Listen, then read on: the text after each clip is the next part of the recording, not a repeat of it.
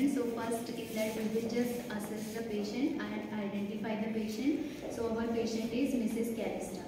Okay, and the bed number is 2, and the patient delivered the baby just 10 minutes before, and baby is in the radiant ward. Okay, after that, just because it is PPH, so we will just shout for help, and then we will just go for reassurance of the woman that Mrs. Calista, don't worry, don't feel nervousness, and deep breathe, all is well. Okay, so after that we will just give injection. After that we will just check for the blood sampling of the patient.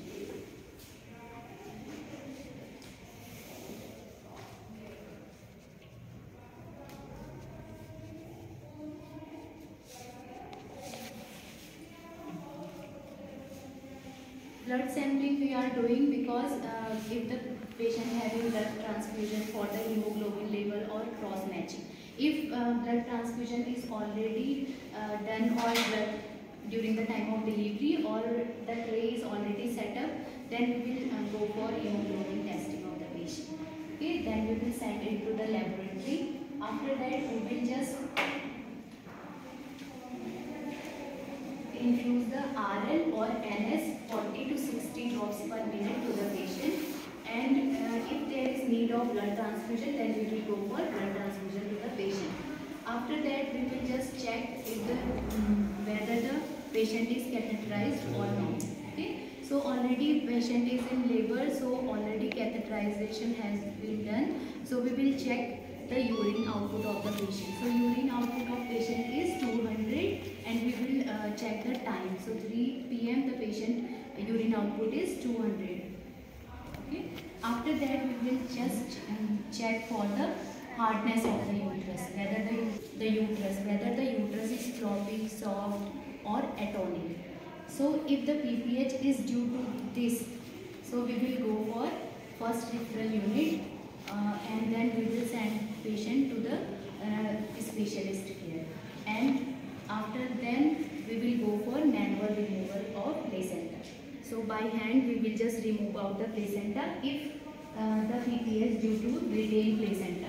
Placenta is inside the uterus more than 15 minutes. Okay, so we will just put our hand in a conical manner and just take sponge holding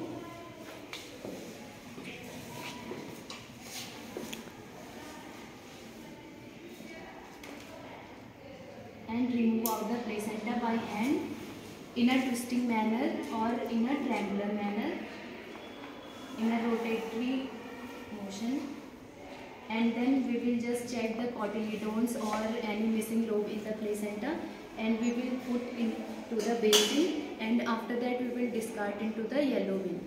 Okay, then if the bleeding is not stopped again, okay, then we will check if the bleeding is from any laceration. So we will just put a gauze piece in the perineal area so that the bleeding is stopped.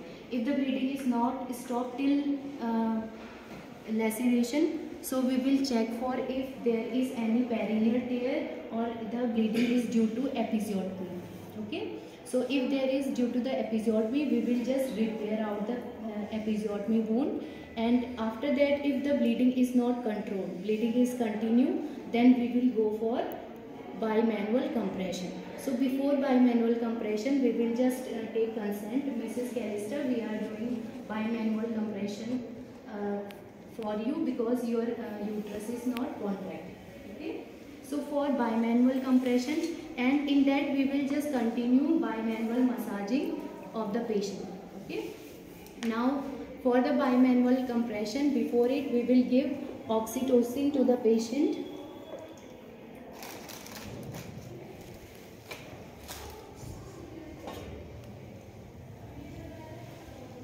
Into 500 RL or NS solution, and then we will go for bimanual compression. So for that we will just do our dominant hand in a twist like fashion, and just we will put it into inside the vagina and just make a fist inside it.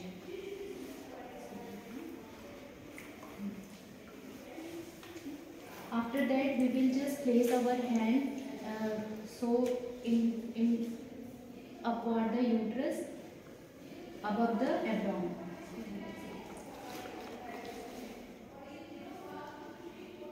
And we will just make pressure into the uterus.